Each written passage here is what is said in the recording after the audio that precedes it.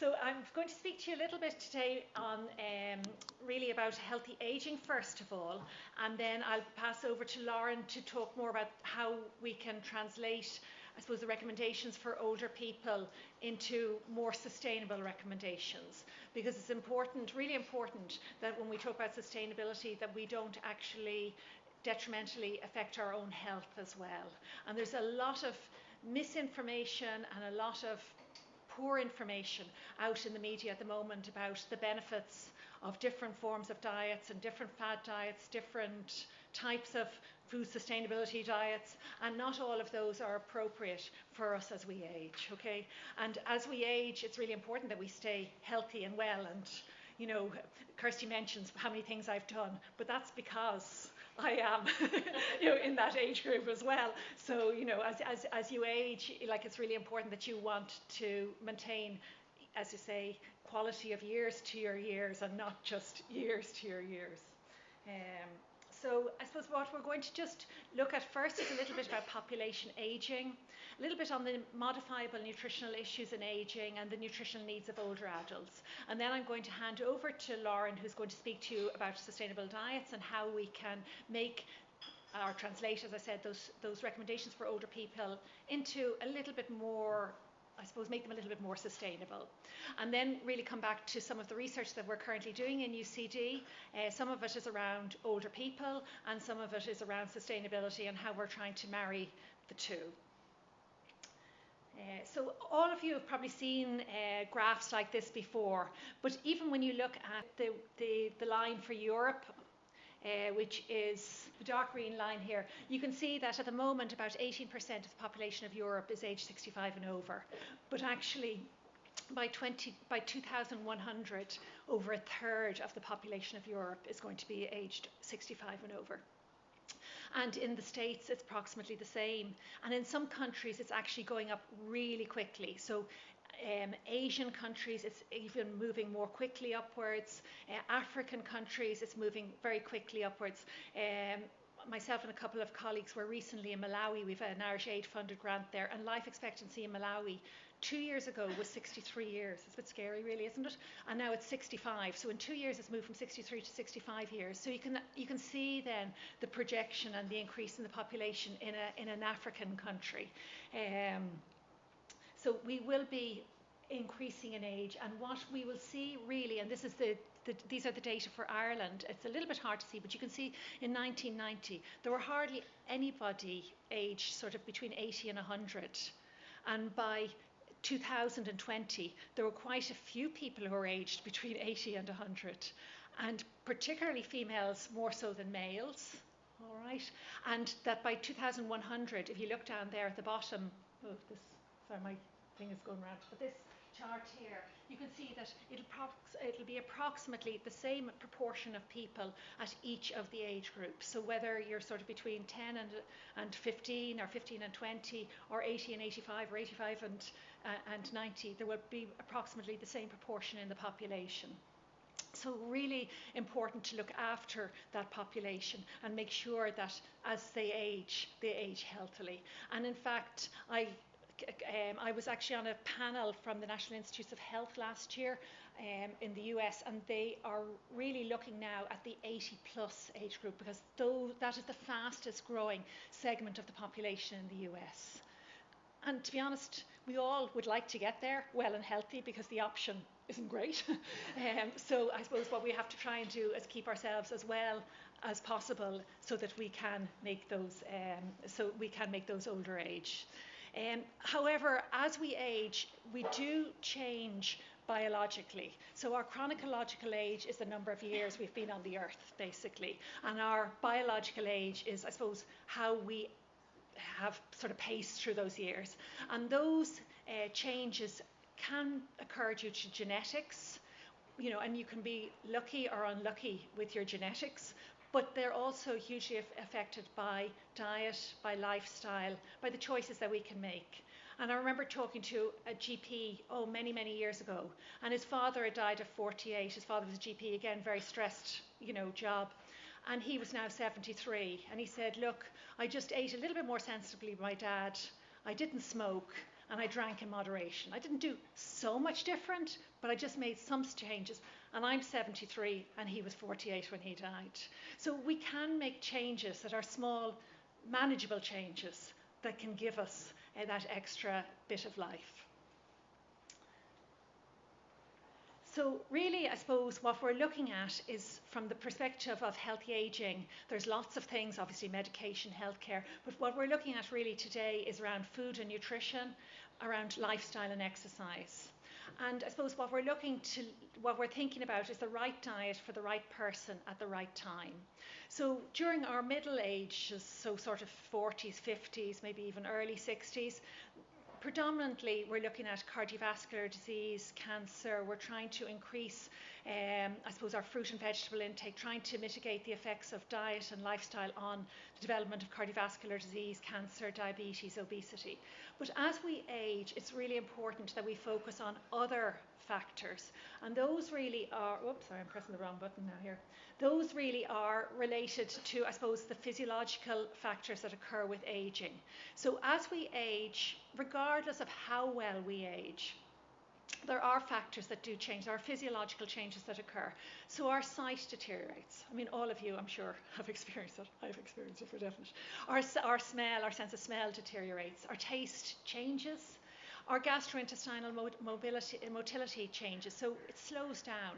And I suppose we can see the muscles on the outside of our bodies, deteriorating, but also the muscles in our heart, in our cardiovascular system, in our respiratory system, in our GI tract also deteriorate. So it's really important that we work those muscles internally as well as the external muscles.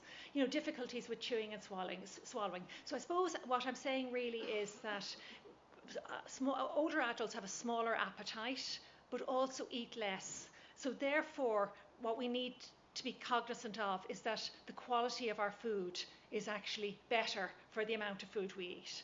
If you think of, say, your kids when they were young or grandchildren, if the young lads playing sport 3 or 4 times a week, they can eat like 3.5, 4,000 kilocalories. Half of it can be rubbish, but they'll still meet their nutritional requirements because they're just eating so much.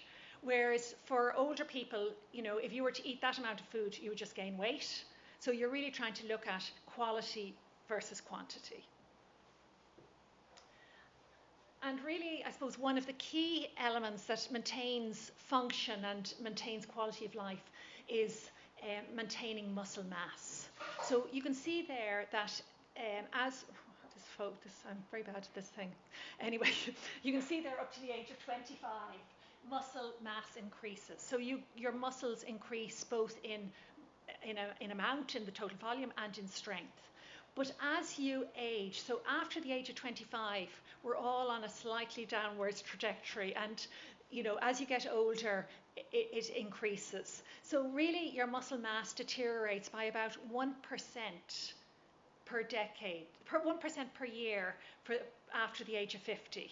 All right, but your muscle strength, if you look here on this slide, your muscle strength actually deteriorates by about 1.5% from 50 to 60. And after 60, it deteriorates by about 3% per year. So we really have to ensure that we maintain good muscle strength. Okay, that is really important. And the thing is, sometimes you look at somebody and you think, oh, like they're very frail. So my pictures here probably aren't great, but somebody who looks quite frail, you can see they don't have much muscle. But you look at somebody else and you think actually they're quite, well covered, for want of a better word, that they probably have really good muscle mass. But unfortunately, if you don't maintain the physical activity and the strength, you can be carrying enough weight, but it doesn't necessarily mean that you have the right amount of lean body mass or the right amount of muscle mass. Okay, and that can be really quite problematic as well. So it's really important that we try and avoid this condition that's called sarcopenia. Okay, and sarcopenia is the loss of muscle strength and muscle mass with aging. And there is something we can do about it. Okay. So really, a lot of different conditions contribute to sarcopenia. So they can be neurovascular, endocrines or hormones, inflammation, fat infiltration of muscle. But nutrition and muscle protein turnover and physical activity are really important in trying to maintain healthy muscle mass. Okay, and you can see here that if you have somebody who's young, you can see a slice of muscle through a leg muscle there, how much muscle there is and how little fat there is. And you can see somebody who's 66, a male who's 66, and you can see the infiltration with the fat here, okay, and not so much muscle. For somebody who's sedentary, so a weight of 81 kilos, 66 years, quite a high fat mass and quite a low fat-free mass. But if that person stays active, same 66-year-old, is about 2 kilos lighter, but look at the difference between their fat mass and their fat-free mass. So that person at 66, the older active person at 66, who does maybe about 12,000 steps. Now 12,000 steps is quite a few steps, but you know what I mean? But it's like you're trying to get over your 10,000 steps a day versus somebody who only does about 3,000 steps per day for the same age and approximately the same weight, you know, has a much healthier muscle mass and ability to function than the person who is sedentary. So what we want to do above all else is avoid being sedentary. So again, just to look at why we would, I suppose, why we might have poorer protein status. So muscle really is related to the amount of protein we eat, but also the amount of activity we do. Okay, but we know as people get older that the amount of protein they eat is less, as I've said. So sometimes people eat too little protein, but also as we get older, we can't use the protein quite as effectively. So you've heard a lot, I'm sure, over the last while about vitamin D, and older people aren't as good at making vitamin D in their skin as when they were younger. Okay, it's the same really for protein. So even if you take the right amount of protein, you just don't use it as effectively as you did when you were younger. Okay, so we have a problem with a smaller intake because we're just eating less, and then less good utilization, and then often a greater need for protein. So if you think as we age, nearly all of us have something wrong with us. You know what I mean? So, you know, you have like, you know, maybe some asthma, arthritis, COPD, some heart problems, you know, high blood pressure, like all of those set up an inflammatory response in the body, and all of those conditions then increase our need for protein. Okay, and if we lose the protein, then we lose function. So what do? Do we just eat more protein, eat more meat? Okay, and again, that's where I suppose the debate comes into around sort of food sustainability, and where Lauren will go through some of the swaps that you can do that are still going to maintain, you know, a good protein intake, but perhaps in a little bit more sustainable manner. So it probably isn't, I mean, it isn't probably the answer is probably we should eat more protein, but then what types of protein is really what we're looking at. So again, just to show you a little bit of the science, this was a large American study that looked at over 2,000 men and women aged between 70 and 79 years over 3 years. And they divided people into quintiles of dietary intake. So you can see there with the quintiles, so people who had about 1.1 gram of protein per kilogram body weight per day, versus those at the bottom of the protein intake, so 0.7 of a gram of protein per kilogram per day.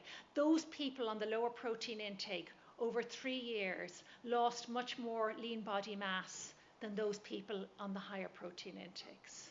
So the recommendations for protein for older people are now being debated. They were about 0.8 of a gram of protein per kilogram body weight per day, but now it's thought that they actually probably should be 1 to 1.2 grams of protein per kilogram body weight per day.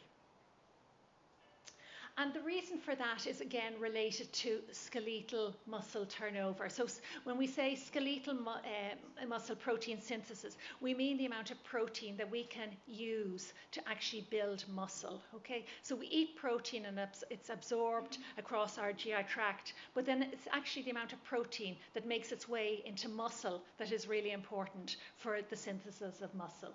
So if you look at a young person, you will see that they eat a meal and they gain protein, and then in between the meals they lose protein, they'll eat another meal, gain, another, lose again, gain, and lose. And lose. And it's approximately the same amount, so they're sort of in balance. But then when you look at an older person, what happens is that they have the same sort of loss, but their gains, you see, are just a little bit smaller. Okay. So over time, they can deteriorate, and their muscle mass and function and strength will deteriorate. So that's really important to be cognizant of. Now, what has been shown, however, is that if older people eat more protein, that can actually mitigate that. Okay, so that's why there's the big debate now as to whether the recommendations should change for older people, as I suppose the science and our understanding has developed. So Australia and New Zealand have already changed and increased their protein recommendations. The Nordic countries, so like Norway, Sweden, Finland, have changed and increased their protein recommendations. Ireland, the UK haven't done it yet, but I'm sure it will happen with time. Really, I suppose, what have the Irish Food Safety Authority and Irish Department of Health and HSE tried to do about the recommendations for older people? So they set up a working group under the Public Health Nutrition Committee. I suppose it was about maybe 2018, 19, I get muddled with the years, but around that time, and published the recommendations in 2021. So really they went through all of the evidence around recommendations for older people, and then handed that information over to the Department of Health and HSE for conversion into healthy eating guidelines for older people. So there's really nice there's really nice literature there now on the HSE. If you go in to the HSE website and look at healthy eating guidelines for older people, there's actually really good up-to-date information that was only published at the beginning of this summer. All right, it's really nice. And what that really focuses on is, firstly, protein. So make sure protein stays on the menu. Making sure that older people take at least 2 to 3 servings per day. But whereas I suppose we were thinking before that all of that protein should come from beef, lamb, chicken, fish, I suppose the thinking now is really that those proteins need to be more mixed. So we can mix those in with plant proteins, and that mix of proteins will actually help to maintain muscle mass and strength. Okay, and Lauren will talk a little bit more about that. The other important thing to remember is around dairy products, because it's not just our muscle strength, but it is also our bone strength. And one of the other aspects that deteriorates and can have a really bad effect on sort of quality of life is if people develop osteoporosis as they get older, because that makes them much less able to enjoy life. So again, it's very much around, having 2 to 3 portions of the dairy foods per day. And again, Lauren is going to speak to you a little bit about some of the swaps that can be done, where you can make maybe a little bit more sustainable choice for the dairy foods. But these foods are really important for us all as we age. Okay. The other foods that are important are carbohydrate foods, but they should always be the whole grain varieties in as much as possible, okay, for gut health, for cardiovascular health, fruit and vegetables, sufficient fluids, making sure that we have our healthy fats and oils, and then not forgetting our vitamin D. And the recommendation is that everybody who's age 65 and over should have a supplement of vitamin D, and it should be vitamin D3, and one that you buy in Aldi or Tesco or Lidl or Dunnes, wherever you want to buy it, is fine, okay? But look for vitamin D3 and whatever cheapest version that is available, and about 15 micrograms, and that should be taken every day. So I suppose just looking at the protein for healthy aging, we're then looking at 25 to 30 grams of protein a few times a day. So ideally, I suppose the science shows that you would take it 3 times a day, but to take 25 to 30 grams of protein 3 times a day is a lot, even for a young lad. You know what I mean, playing rugby, it's still a fair old whack of protein. So for an older person, really, probably if they can manage to take it even once, but preferably twice per day. And again, Lauren is going to go through more of the practical aspects as how to achieve that. In terms of the healthy bones, calcium, as I said, is the main nutrient that is in dairy products that we need to be cognizant of. And its role is really important in skeletal function, and then obviously for muscle contraction, blood clotting, nerve signaling. There's a lot of other functions. And the recommendation is around the 3 to 4 servings per day. The final thing I just want to mention is that many of the protein sources are good sources of other nutrients that are really important to immune fitness. So when we think of what causes death in older people, it can be cardiovascular disease, cancer, but often that gets you at a younger age. But then as we age, it's generally infection. The people develop a pneumonia or an infection, and that's what causes them to pass away. So really it's important that we maintain our immune fitness as well, and we try and stay as well from an immune perspective. And when we look at protein, a lot of the sources of protein are also sources of vitamins, of vitamin D, zinc and selenium, which are very important in immune function. So now I'm going to just hand over to Lauren, and she's going to go through a little bit more about the sustainable diets. And Lauren, you might be better with this than I am. Professor Clare Corish has just provided a nice overview really of the nutritional needs for adults and sort of explored the importance of these with respect to healthy ageing. However, we just want to add another layer to that talk and a wee bit about how we can be more sustainable with our food choices and dietary behaviours. So just with that in mind, I'm just going to provide a bit of an insight into sustainable diets and some considerations for healthy and sustainable diets, again with respect to healthy ageing, and then we'll move on to the research that's ongoing in UCD. Okay, so just to start, I'm just going to give a wee bit of background on how our food system impacts the environment and sort of the importance of transitioning towards a more sustainable diet. So here, just on the diagram to the right, I've just sort of outlined the different stages of the food system, right from the farm to the fork, right through to waste. And really it's just to highlight the impact that it's having on our environment. So again, if we move sort of over to the diagram here, closest to me, we can see that, for example, our current food system, you can see here that it is impacting or it's causing increased global greenhouse gas emissions. It is damaging our ecosystems. It's one of the lead causes of biodiversity loss, and it's also having detrimental impacts on, for example, water use, soil depletion, and also depleted fish stocks. So the list goes on really. So just to put that into further context, is that it's contributing to about 30% of greenhouse gas emissions, our current food system. It's impacting 40% of our land use and also 70% of our freshwater use. Okay, so just keeping that in mind, I just want to highlight that at present we have a population of around approximately 7 billion, but by 2050 it's predicted to grow to nearly 10 billion. So what I've just displayed on the slide before is really the impact and the detrimental effect that our current food systems are having on the environment. That is only going to increase. There's going to be increased pressures on the food systems, food demand, which is going to result in about an increase of food production of 50%. So really with this in mind, we just need to think about how we could produce foods and also consume foods more sustainably. So ultimately taking a sort of sustainable food system approach to sort of try and mitigate those detrimental effects going forward. Okay, so how do we measure the environmental impacts of food? So really on this diagram, I've taken this from the BDA, the British Dietetic Association, but just along the top there's several different metrics there on how to measure the environmental impacts of food. So just to the far right, we have the greenhouse gas emissions associated with foods. Then we have their land use and then also their water use. So there are different metrics, and these are ones that are commonly used.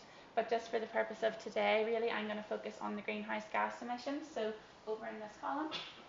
So if you can see towards the top, you can see that, for example, your plant-based sources, for example, your nuts, your peas, and other pulses, would have a lower greenhouse gas emission effect than as you sort of move down the table towards the bottom, where you can see the likes of animal-based products, which are, for example, your beef meat and your sheep meat, for example. So it just gives an indication, for example, with respect to greenhouse gas emissions. It sort of is a visual representation of the difference between sort of your animal-based products and then your plant-based products. So I guess in terms of just within the Irish context, how sustainable are Irish diets? So just on this slide, I'm really just highlighting, for example, sort of a study done here in Ireland led by Tagus, has highlighted has sort of measured food consumption among the Irish population, and what it's showing is that we can see here is that really our red meat sources and our dairy sources are those that are having the largest greenhouse gas emissions, which I guess isn't surprising from the previous slide, but it's just to put it into the context of Irish diets. So really these are some sort of foods that we're going to be putting in focus in terms of the dietary guidelines. But with this in mind, if you take all of it into consideration and the environmental impacts of the foods that I've just sort of talked about, in terms of what Professor Clare Corish has just went through, we also need to be mindful of the nutrients that these foods provide and the importance of sort of keeping that in mind. So basically with that, I've just highlighted that not all healthy eating patterns are guaranteed to be sustainable, and a diet that has a low environmental impact is not necessarily nutritionally adequate. So in terms of that, some of the examples that they give is that sugar, for example, can have a relatively low environmental burden, but we wouldn't be recommending that from a nutritional point of view, and vice versa. Perishable, air-fried, out of season fruit and vegetables may have a higher environmental burden, but a bit more of a nutritional, for example, the nutrients associated with that would be better. So it's really, what I'm trying to highlight here is that we need to sort of think about establishing a balance between environment and health when considering healthy eating, and also in terms of the guidelines. Okay, so what is a sustainable diet? And basically I've just pulled up some terms here that sometimes there's a little bit of a misconception around sustainable diets. So some people perceive them to be, for example, vegetarian, vegan, which would exclude all of your animal-based foods, and also plant-based. And a recent study done also that adults here in Ireland perceive plant-based to either mean vegan or vegetarian, and around 15% weren't too sure what the term meant. So really it's just about raising awareness on what a sustainable diet is, and in terms of plant-based, that around a plant-based diet it wouldn't be about exclusion of animal-based products, but more so a reduction around them and an increase of plant-based products. So that can also be a barrier to people moving towards more sustainable diets. So in terms of what a sustainable diet is, one of the most, or really a common term that I've included here is from the UN Food and Agriculture Organization, and it really defines a sustainable diet as those with low environmental impacts which contribute to food and nutrition security and to healthy life for present and future generations. Sustainable diets are protective and respectful of biodiversity and ecosystems. They're culturally acceptable, economically fair and affordable, nutritionally adequate, safe and healthy, while optimizing natural and human resources. So there's a lot in that. So just to break that down a little bit, if we just combine it into sort of 4 key points in terms of sustainable diets, it's really those with a low environmental impact, they're culturally accessible and acceptable and accessible, but also with health and nutrition, they're nutritionally adequate, they're safe and they're healthy for life, and also economically fair and affordable. So those are four sort of domains that need to be taken into consideration. So if we take all of that information on board, it's really bring it back, and Professor Clare Corish has highlighted the dietary guidelines that are in place for older adults. And really we know the importance of meeting our dietary guidelines within each of the shells in the pyramid, but with respect to what I've just sort of talked about in terms of sustainability, I'm going to focus in really on the 2 shells on milk, yogurt and cheese here, and then meat, poultry, fish, eggs, beans and nuts, and really from a sustainability perspective just go through those and maybe some of the changes that could be made or considerations if you were to align with the recommendations here, but also move to more sustainable food choices and dietary behaviours. Okay, so just to start off with, if we start with milk, yogurt and cheese, it's nutrient dense, so it has your source of calcium, protein, iodine, your vitamin A, D and B. As Professor Clare Corish highlighted, calcium can help with the maintenance of muscles and also strong bones, and the importance of that with respect to the older adult population. And then in terms of that, I've just included here that sometimes it can be difficult to interpret in terms of them recommending 3 to 4 servings. There's just a little guide in terms of what is actually a serving of these types of food products, so they can be useful resources to go to. But with this in mind, given the the health benefits associated with the dairy foods, even though they do have that higher environmental impact. For older adults, we still would be recommending that they do consume their 3 to 4 servings, per day. And with that, I've just included some examples. So your glass of milk at 200 ml, again back to the serving size of 2 thumbs of cheese, and then your yogurt drink here. But so the recommendations is really to include those because of the health benefits and the nutritional recommendations with those. But if you did want to make, some more sustainable choices, or if you did want to eliminate, for example, animal-based products from your diet, there's just some considerations here. So, for example, at present, there's many plant-based alternative milks that are available in stores. I'm sure you've come across lots of them. But they do vary in their nutritional content. So if you were swapping some of your key dairy sources for example, plant-based sources, and using here plant-based milks as an example, a key consideration would be to read the label and to be aware of this. So key sort of things to look out for would be check that the plant-based milk, for example, is unsweetened, it has a source of protein, and it's fortified with calcium, so you're still getting those key nutrients if you make those swaps. And then I've just included that an example here of an unsweetened soya drink, which is fortified with calcium, and it's the same serving size. So just to briefly move on to then the meat, poultry, fish, eggs, beans and nuts. So again, with respect to healthy aging, it is an important source of your nutrients, for example, your protein, your iron, your zinc and your B12.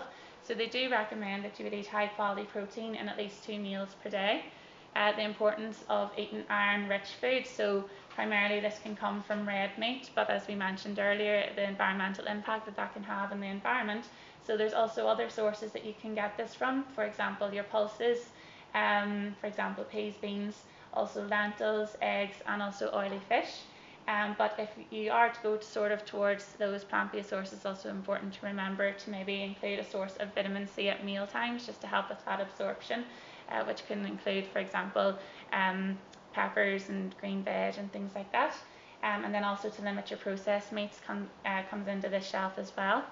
And again, because of the nutritional benefits that come with this shelf, and with respect to, again, the healthy aging and health outcomes, I've just included here that, again, the message says the same, that you'd be aiming for your 2 to 3 servings a day.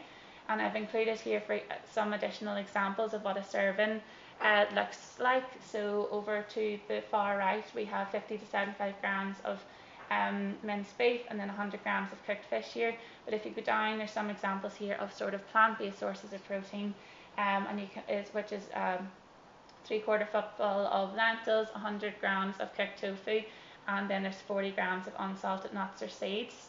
So I guess what the message is here is that, again, I've just included, because I feel like these are very good representations of how much a serving can go for. So if you're looking for your 2 to 3 servings per day, you can use the palm of your hand to sort of guide you with that. But again, with the message in terms of environmental impact, with respect to healthy aging and the importance that this food group has, and those animal-based products have, for example, for mussels, we would be recommended that you could perhaps consider reduction in meat as opposed to complete exclusion. Really focus on portion size, so being aware of what a serving size may be, so that you're not over consuming this product, so you're staying within your recommended limits, but you're not going beyond that, which is having a more higher impact on the environment. And what you could do here is consider, for example, mixed dishes, and I'm just going to go on here to give a couple of examples.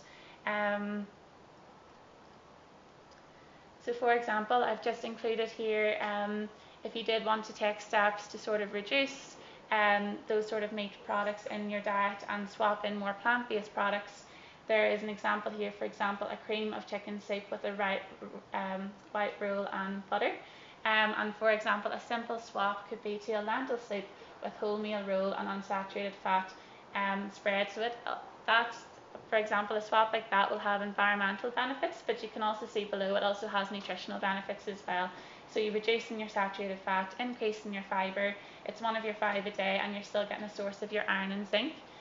So that's just an example there, and again, it doesn't have to be very large changes. So for example, with your chicken soup, like you could even reduce down if it was homemade, for example, the size or the portion size of the chicken that would go into that meal, and then incorporating some plant-based sources into that. Just a second example here, again, is for example, one of your large meat-based recipes. So for example, spaghetti bolognese with a pasta serving. Again, trying back to the message of trying to incorporate sort of more plant-based proteins into your diet to still meet those protein intakes. You could have the meat recipe and then replace it with, for example, lentils and or beans and other vegetables, and then also making a swap, for example, to whole wheat spaghetti, and then also some seasonal or frozen vegetables with that. So it's just an example of how you can sort of reduce your meat intakes and also incorporate those plant sort of proteins into your diet as well. So again, from an environmental perspective, it's helpful, but also from a health perspective, you can see here again there's nutritional benefits with that as well. Okay, so just moving on to fish. So the guidelines recommend to aim for fish sources, aim for once or twice per week, and one which should be oily. So again, fish is an important source of protein, and then your oily fish, for example, salmon and mackerel, also gives you that omega-3 and vitamin D source. So again, we wouldn't be saying to eliminate those in your diet, but there is things that you can do to make more sustainable choices with respect to fish intakes. So you can look out for products, for example, in shops that have the ASC logo and the MSC logo. So the ASC logo represents it's from a sustainably farmed fish, and the MSC is a good fish guide, which can be used to identify which fish and shellfish species are most at risk and which are most sustainable. So guidance around that would be that they're important to keep in your diet for the nutritional and health benefits, but to look out, for example, for signs, the ASC logo and the MSC logo, to make more sustainable choices. So again, just some top tips on how, with taking everything that I've said sort of into consideration in terms of environment and nutrition, I've just included some top tips here in terms of moving towards a sort of sustainable, healthy diet. So really you could diversify your protein intake, and that brings me back to some of the meal swaps that I'd highlighted there. So you could increase your beans, your peas, lentils, soy products, nuts and seeds, and also reducing maybe your meat intakes as opposed to complete exclusion. Again, bringing it back that you can be cautious of your portion size, so being aware of the serving sizes and meeting your nutritional needs as opposed to exceeding them. You can also replace half of meat in recipes with some plantain protein foods. It is recommended that you can try some meat-free days, but again, that's more on the extreme side. Even taking steps towards reducing down to the half and half recipes is a step in the right direction. And then also in terms of plant-based ready meals and meat alternatives, there's lots in the market, there's lots in shops, but in terms of those meals, again, it would bring me back, similar to the plant-based products, to read the label, because sometimes to check that, for example, their saturated fat content, their salt and their sugar. So again, just making aware to check the products' nutritional contents, that you're still meeting your nutritional requirements. And just briefly to touch on the bottom shelf, which is your vegetables, tin fruit your fresh fruit and vegetables. And really I'm sure we all know the importance of including fruit and vegetables in our diet, and it's in the healthy, it's key in the healthy eating period, with 5 to 7 servings per day. But really, with respect to sustainability, I've just included it here that it does recommend eating your 5 to 7 portions, a variety of fruit and vegetables per day. But just some key considerations are that if possible, to choose seasonal, locally produced options with minimal packaging, and also to minimise air-fried, pre-packaged and pre-prepared options, except where they help reduce food waste from perishable fruit and vegetables, for example. Okay, so I guess the key message here is just to sort of bring it back that if we were to sort of move towards the healthy eating pyramid, we would, to follow the guidelines within this, we'd be moving towards a more sustainable diet with that, but also meeting our nutrition recommendations. And there are just some key points on terms of we waste an awful lot of food here in Ireland, so just to be cautious of that you can buy tinned or frozen fruit and vegetables if you're throwing away a lot of fresh. Pre-plan your meals, and if food is nearing its use by date, you can cook it and freeze it. So that just brings me on to the what research is going on in ECD. Yeah, so there's about 1 minute left, roughly, so if you would do that, and then we can, 1 minute, when we want some questions. Okay, then. perfect.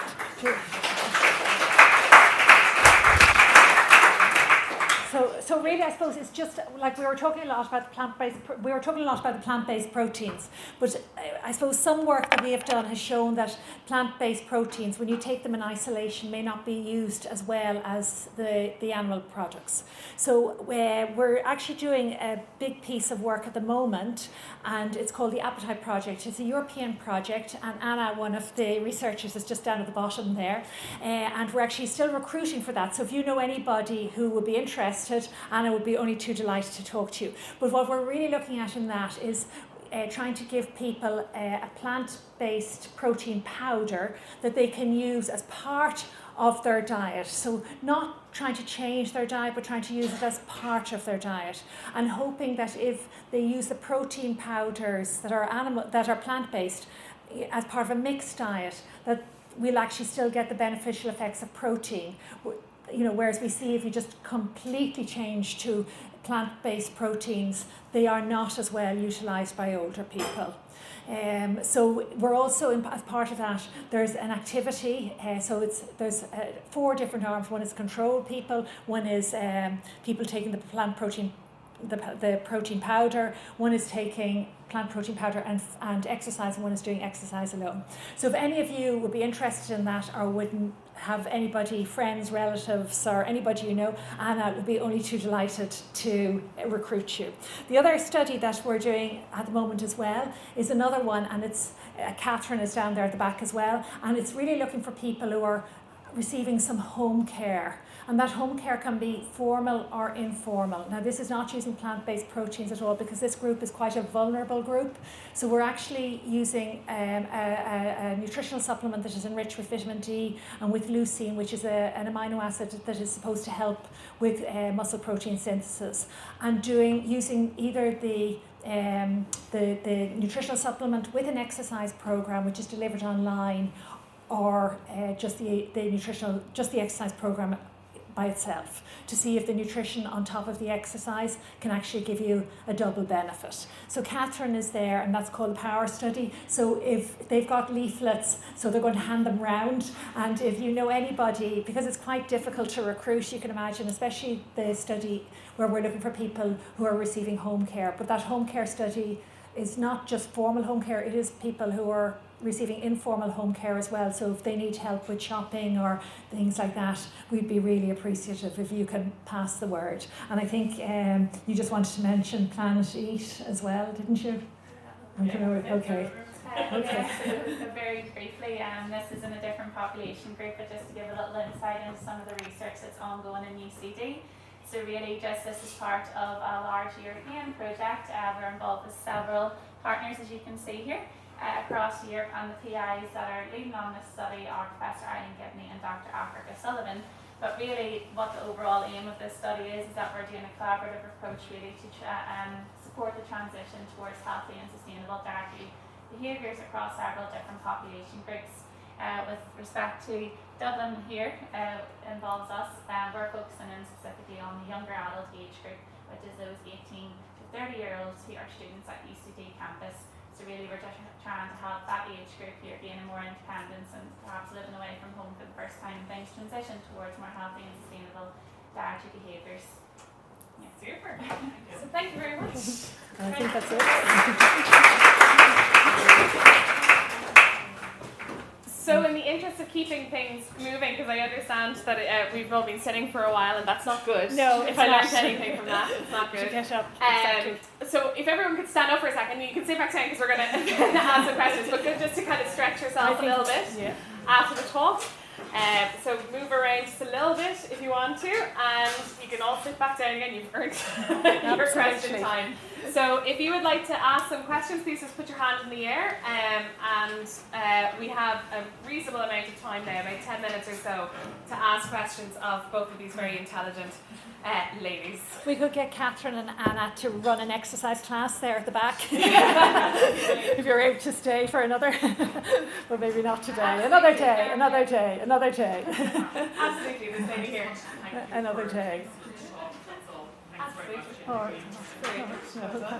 Lauren, thank you. Yes. Hi. Sorry, I have a question about the amount of protein. So we were doing quite a bit of conversation and you were giving the gram relating to kilos. So I was hoping that you can translate that maybe for me. So for example, if it would be a lady in their 60 and she's like 70 kilo, what would that be in a day? Sorry, because you were doing the calculation. Sure. So if you're 70 kilos and it's 1 gram of protein per kilogram, you're looking at about 70 or 75 grams of protein per day. And if you look at what the recommendations say from the food pyramid, it's about 50 to 75 grams is a protein portion. So 75 grams of meat or fish would give about 22 grams of protein. So we're looking at really just having the protein portions that are advised by and recommended by the food pyramid. We're not looking at really enormous amounts of protein. So if you say had with your breakfast is a harder time to make it, okay? Because if you take something like a yogurt, it's about 7 grams of protein. If you take, say, a scrambled egg, if it's just 1 egg, it's about 7 grams of protein. So about 25 grams of meat or 1 egg is about 7 grams of protein, okay? But so bread, potatoes, all have protein as well. So when you think a slice of bread, if it's a slice of whole grain bread, that could have up to about 4 grams of protein.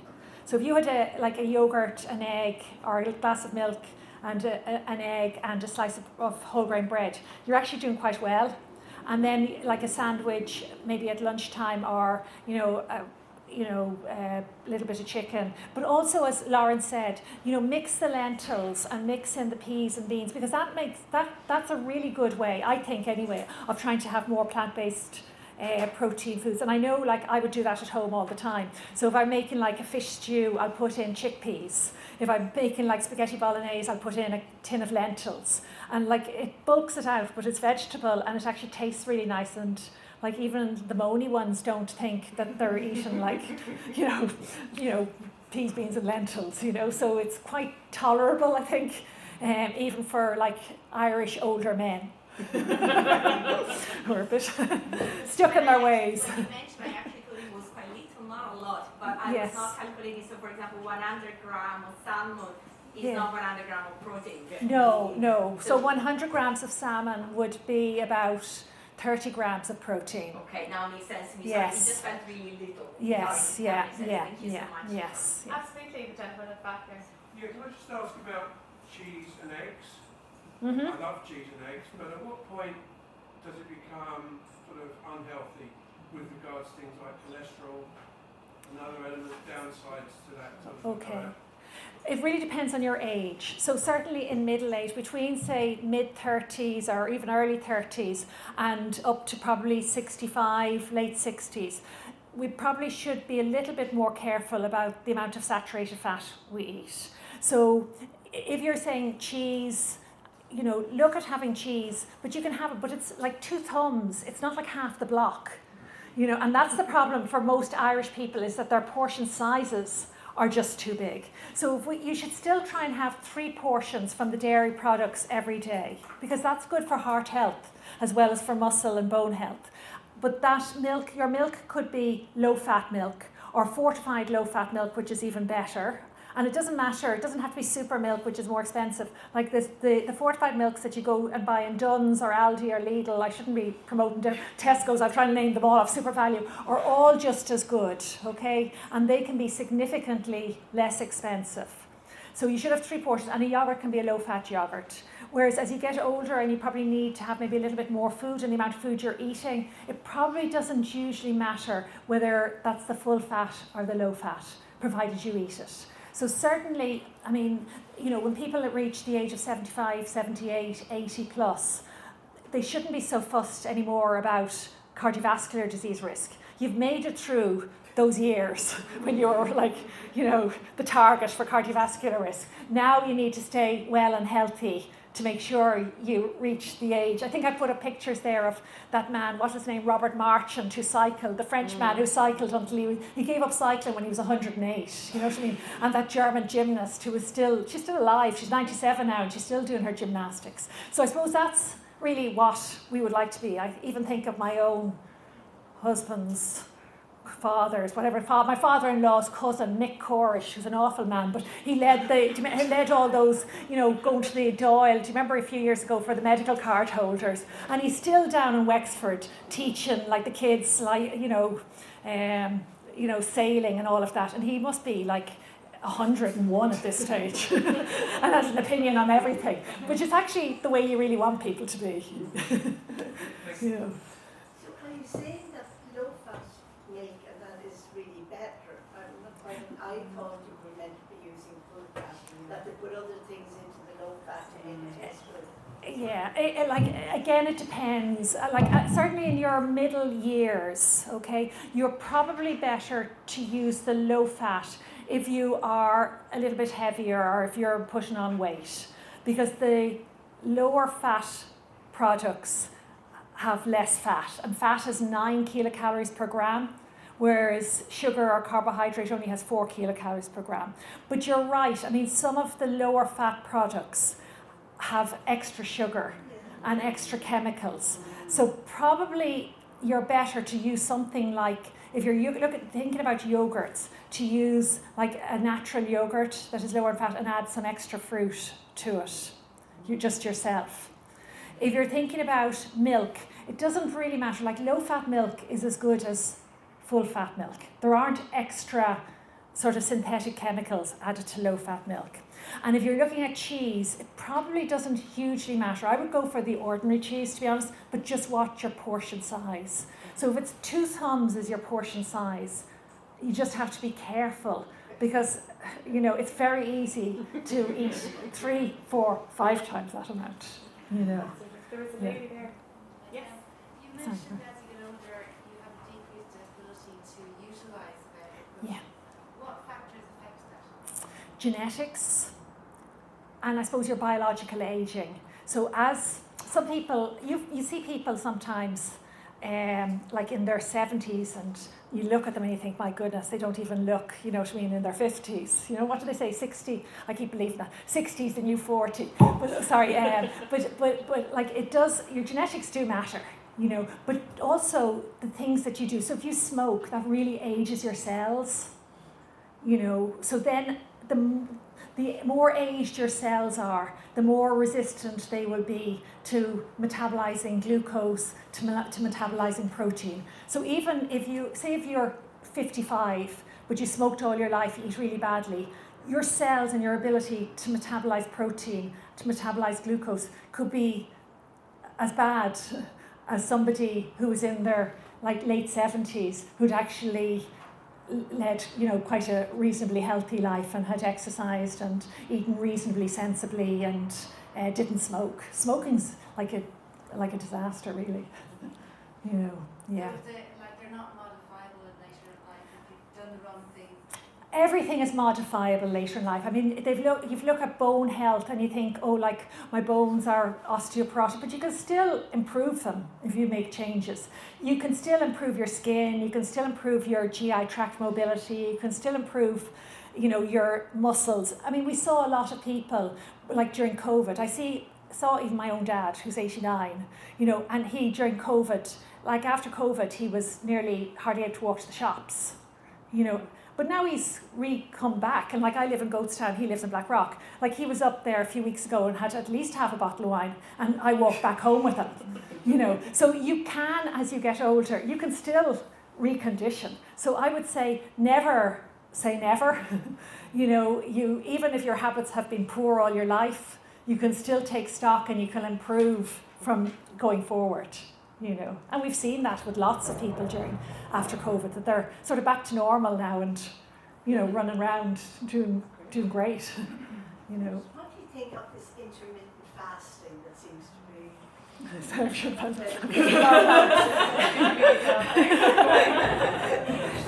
There is some evidence for it, but it's not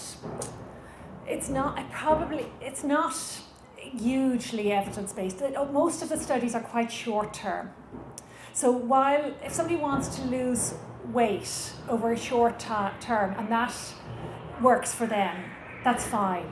But at the end of the day, you really want to have a diet and a way of eating that is compatible with a nice social life. Like food isn't just about nutrients. Food is also about enjoyment and celebration and, family occasions. And so you want to consider those as well. So there is some evidence in the shorter term that it may be of benefit, but the long-term studies haven't been really done because people aren't really able to sustain an intermittent fasting diet for the next 50 years. Now, there is some evidence that sort of fasting can promote longevity, but they're mainly rat studies, and how well that translates to humans is not really fully understood.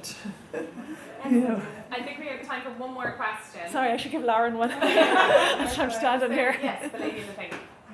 Just in terms you mentioned about supplements and protein powder. Yes. Is there one you'd recommend, or experience? For most adults, unless they have a very poor diet, they should be able to manage to take sufficient protein from their diet. Okay. If you have somebody who's become very frail, whose appetite has become really low, then what we would always advise is like a food first approach, firstly. So you would say maybe try and incorporate something like dried milk powder into, if you're making custard, or into milk puddings, to try and get protein in, from different sources. Make sure even to use, say, the high protein milks. We would try and use that first. There are the nutritional supplemental drinks, but again, they're used mainly for people who have become like with a very poor appetite, who just are not eating sufficient. And the plant protein powders that we're using at the moment, so they are plant proteins with fibre added. They're there as a supplement for diet, but that is as part of a research study to see if by using those we will have a beneficial effect. Okay, and then I suppose that's from a research theoretical perspective, but what you might then do is then show that if the powders work, then you really have a good evidence and good basis to recommend mixing your plant proteins in with your animal proteins, and that they will achieve good muscle mass, good muscle strength, particularly if it's combined with exercise. Yeah. Well, listen, I would just like to say again, thank you very much for coming. We can't hold these events if people don't come to them, so you're part of that, so absolutely thank you very much. Thank you very much to UCD and to these two fantastic women at the front, and give them a round of applause. On behalf of UCD Institute for Food and Health, we just wanted to thank Dr. Kirsty and her team for hosting us here today. And please keep in touch with our socials. Also, if you haven't already become part of our mailing list, please sign up, because we have plenty of virtual events and in-person events. We will be sending this out to everybody who registered, because there was an awful lot of information here today. So you will be able to view all the